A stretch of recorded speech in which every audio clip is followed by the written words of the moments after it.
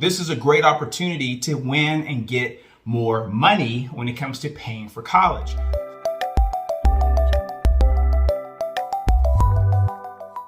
What's up, everyone? Welcome and thank you for watching this particular video. My name is Josh Smith. I'm the founder of A Grade Above College Planning. If this is your first time here, please go ahead and hit the subscribe button, like this video, comment, give us some feedback. If you are looking for more financial aid or learning how to find more scholarships, you are in the right place. We are speaking to parents, we're speaking to students. If you're looking to reduce your out-of-pocket expenses, subscribe to our channel so you can get more information, more tips and tricks on how to do just that. Please check out the description below. We have a free training coming up on, we're gonna go take a deep dive into scholarships. And if you are someone who's new to this process or you're looking for scholarships, we're gonna train more. This is a free training on scholarships. So please, check out the description so you can find the link so you can register for that training and be a part of it. In this video, we are talking about the scholarship essay. Now there's two phenomenal opportunities when it comes to scholarships that require an essay. I know typically a lot of students don't really want to write an essay. They kind of shy away from scholarships that require essays. They're like, man, I'm done with this. I don't want to do any more essays. But that's why it's a really good opportunity. So number one, there's a great opportunity because there's so many students out there that actually shy away from scholarship opportunities that require an essay because they just don't feel like writing essays. Number two, the other opportunity is that if you do write an essay and you do it correctly, you put together a great essay, it increases your chances of winning a scholarship. So you kind of have two things going for you. You don't have a lot of competition. At the same time, you have the ability to showcase your talents, who you are as a student, and as it pertains to that organization and a specific scholarship that you're applying for. So this is a great opportunity to win and get more money when it comes to paying for college. So let's talk about the essay, right? And I'm going to give you about 4 things, I want to say 4.5 things, very key factors of a strong essay. Very, very important that you follow this tactical advice that I'm going to go over with you, I'm going to give you, because this actually worked. So please feel free to watch this video as often as you need to and take action because you will get results. So let's jump right into it.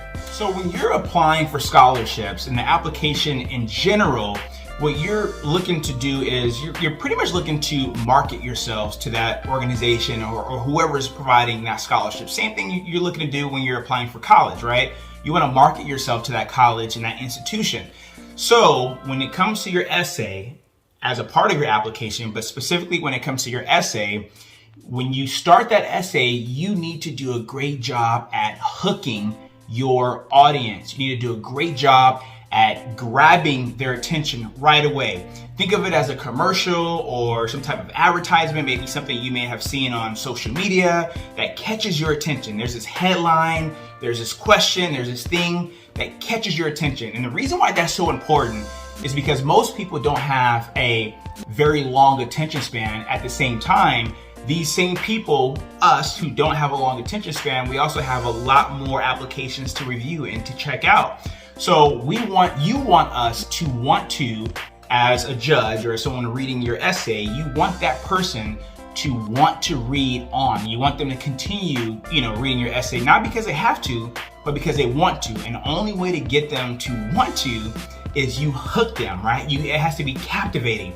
Grab their attention right away in the first maybe sentence or two, and then give them, set the foundation as like, this is going to be entertaining, this is going to be exciting, and I actually want to read on to figure out what's to come.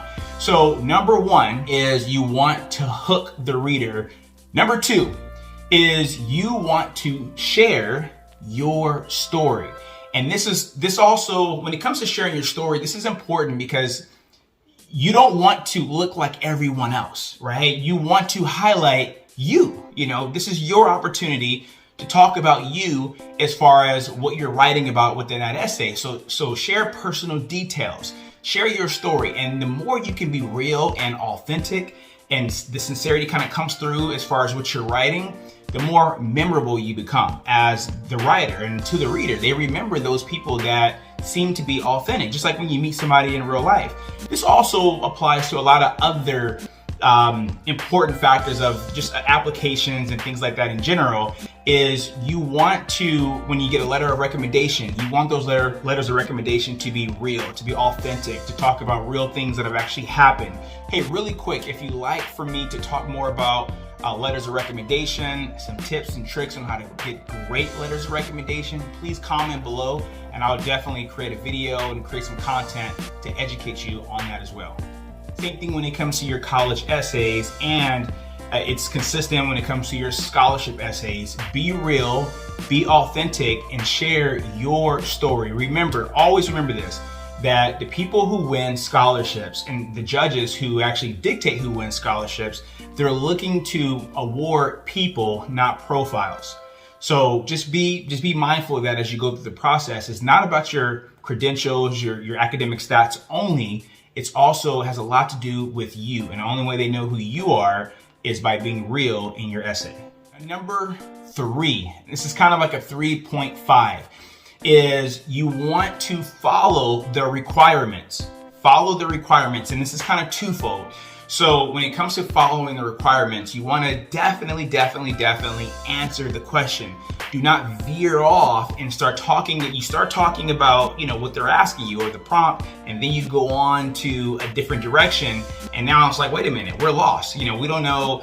Land that plane, answer the question, and be direct, but be colorful, right? In that essays, but answer the question. There's so many students that fail to actually answer the question fully as they're writing their essay because their imagination and their creativity is kind of coming through, although it may be great and cool what they're talking about, but if it's not answering a question, it's not really giving you a good chance or a good shot at winning that scholarship. And in addition to that, when it comes to following the requirements, you want to definitely heed to maybe the word count, right? And what they're asking you and how they're asking you to position it and package it.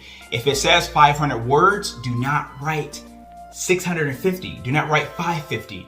Maybe 490, maybe 475, depending on how great, your story and your essay is. But you want to get as close as possible, and definitely do not go over the word count, because one thing that, when it comes to going over the word count that obviously stands out is that your essay may be good at the 600 words and they only want 500, but it's really not a fair game, when you're competing with other people for that same award. If they actually follow the rules and stay within 500, and you actually took more time to articulate, the same story or your story, but it took you more words to actually have to do it. So stick to the requirements, answer the question, and do not go over that word count. It's pretty important.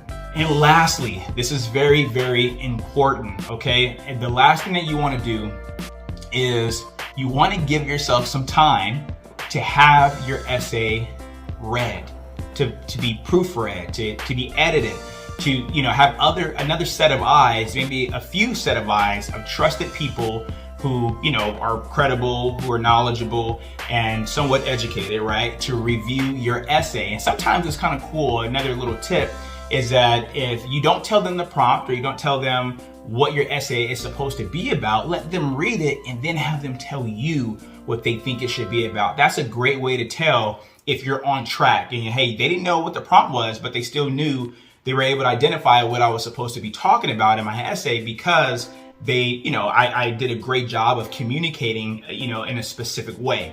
So having somebody besides yourself read your essay before you actually submit it, it's just one of those things to show that you took your time. You did your due diligence to make sure you did a great job. You had an extra set of eyes on your essay, and now you're putting your best foot forward to actually win that scholarship.